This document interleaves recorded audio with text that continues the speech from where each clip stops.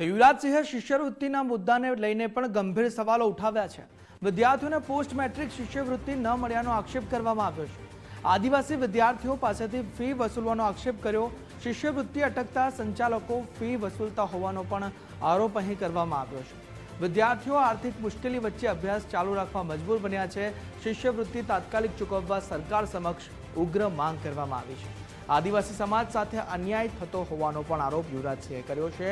9 August બાદ બિરસા મુંડા કચેરીનો ઘેરાવ કરવામાં આવશે। આદિવાસીઓને આંદોલનમાં જોડાવા માટે આહવાન કરવામાં આવ્યું છે। કહી શકાય કે જે શિષ્યવૃત્તિની જે ગ્રાન્ટ છે એ હજુ સુધી ફાળવવામાં નથી આવી। તેને કારણે જે સંચાલકો છે એટલે કે કોલેજના જે સંચાલકો છે એ સંચાલકો વિદ્યાર્થીઓ પાસેથી ફી ઉઘરાવી રહ્યા છે।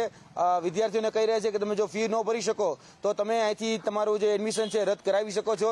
આપણે બધા જ જાણીએ છીએ કે પોસ્ટ મેટ્રિક શિષ્યવૃત્તિ યોજના અંતર્ગત આદિવાસી સમાજના જે બાળકો છે એ બાળકોને ફ્રીશીપ કાર્ડ અંતર્ગત આ યોજનાનો લાભ મળતો હતો। તેને કારણે નર્સિંગ હોય, ફાર્મસી હોય, બીબી હોય, બીસી હોય, બીકોમ હોય, આ બધી જ જે સ્ટ્રીમ છે તેના અત્યારે શિષ્યવૃત્તિ પેન્ડિંગ હોવાના કારણે જે સંચાલકો છે સંચાલકો હેરાન પરેશાન કરી રહ્યા છે, વિદ્યાર્થીઓને કડગત ઊભી કરી રહ્યા છે।